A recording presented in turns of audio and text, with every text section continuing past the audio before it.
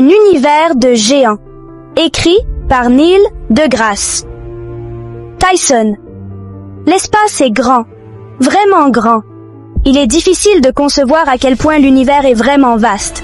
Notre planète, qui nous semble si grande, n'est qu'un minuscule grain de poussière à l'échelle cosmique. Mais au sein de cette immensité se trouve une tapisserie à couper le souffle de structures cosmiques, des objets d'une taille et d'une puissance inimaginables.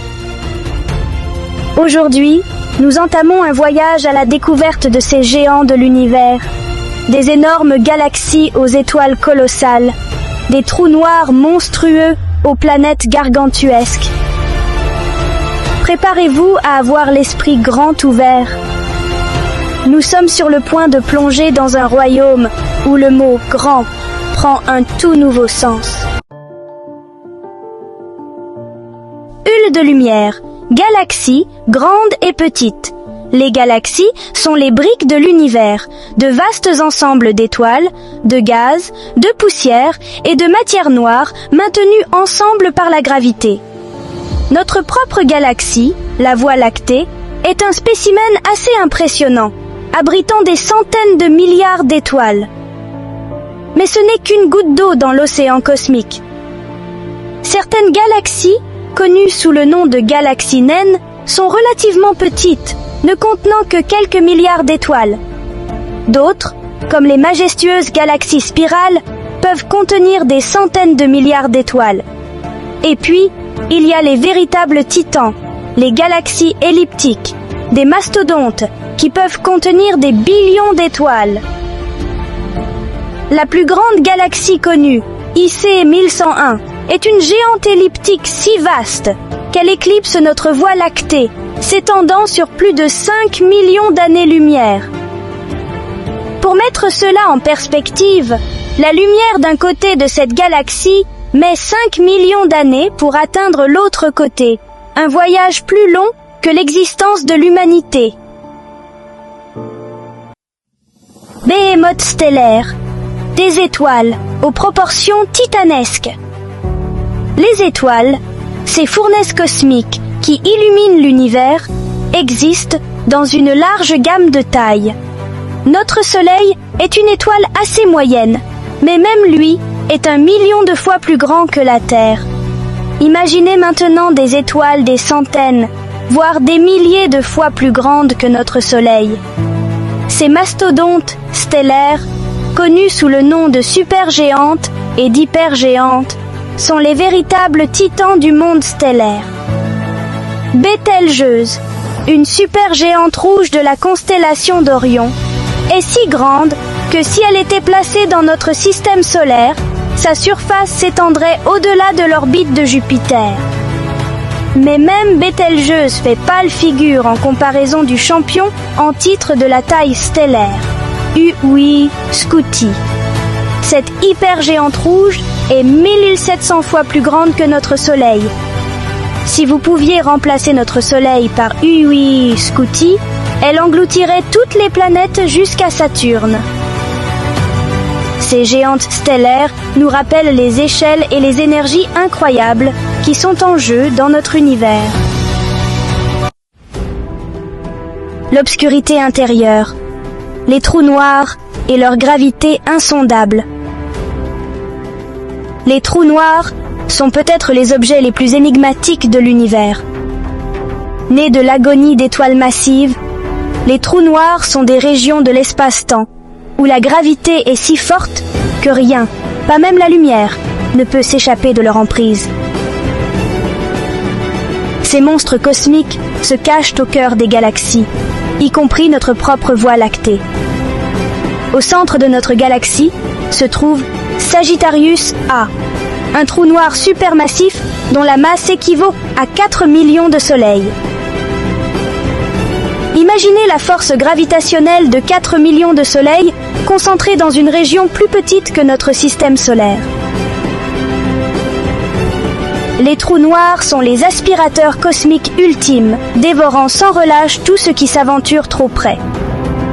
Leur immense gravité déforme le tissu de l'espace-temps, créant des phénomènes si étranges et contre-intuitifs qu'ils remettent en question notre compréhension même de l'univers.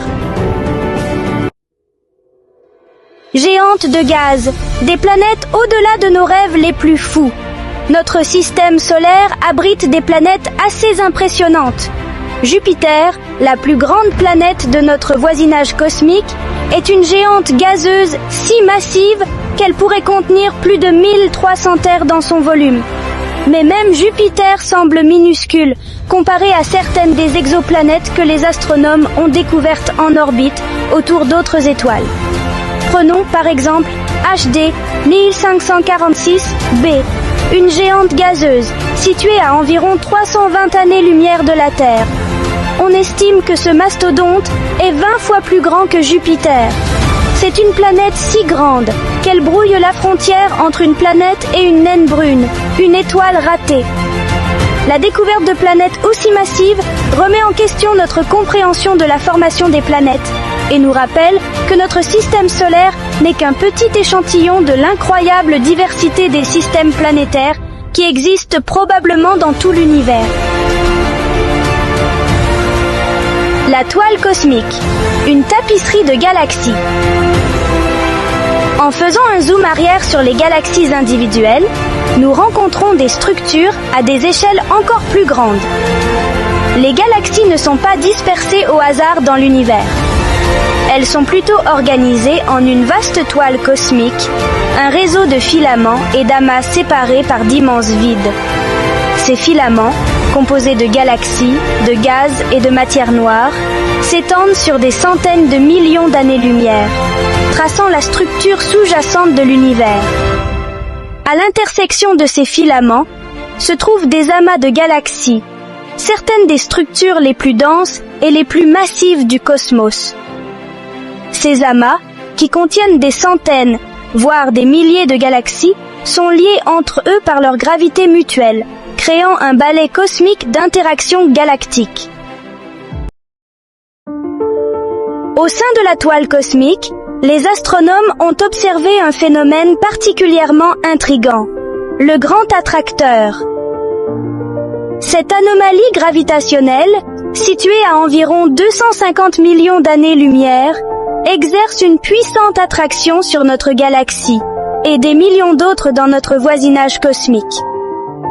La nature exacte du grand attracteur reste un mystère. Certains astronomes pensent qu'il pourrait s'agir d'un superamas, un vaste ensemble d'amas de galaxies. D'autres spéculent qu'il pourrait s'agir d'un objet encore plus exotique, tel qu'une concentration de matière noire. Quelle que soit sa véritable identité, le grand attracteur nous rappelle que l'univers est plein de surprises et que nous ne faisons que commencer à percer ses mystères. L'univers observable, la partie du cosmos que nous pouvons actuellement observer depuis la Terre, est déjà d'une étendue incroyable, s'étendant sur quelques 93 milliards d'années-lumière. Mais que se cache-t-il au-delà de cet horizon cosmique ? La vérité est que nous ne le savons pas avec certitude. L'univers est en expansion, et le taux d'expansion s'accélère. Cela signifie qu'il existe des régions de l'univers si lointaines que la lumière qui en provient n'a pas eu le temps de nous parvenir depuis le Big Bang.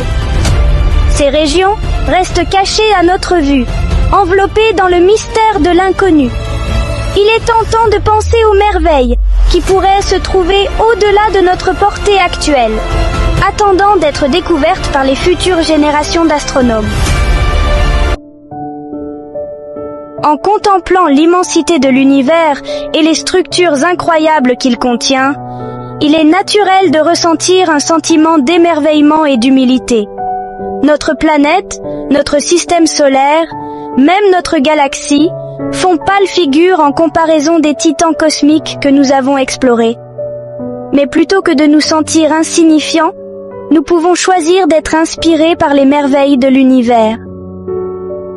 Nous faisons partie de quelque chose de bien plus grand que nous, connectés au cosmos par l'intrication de l'évolution cosmique.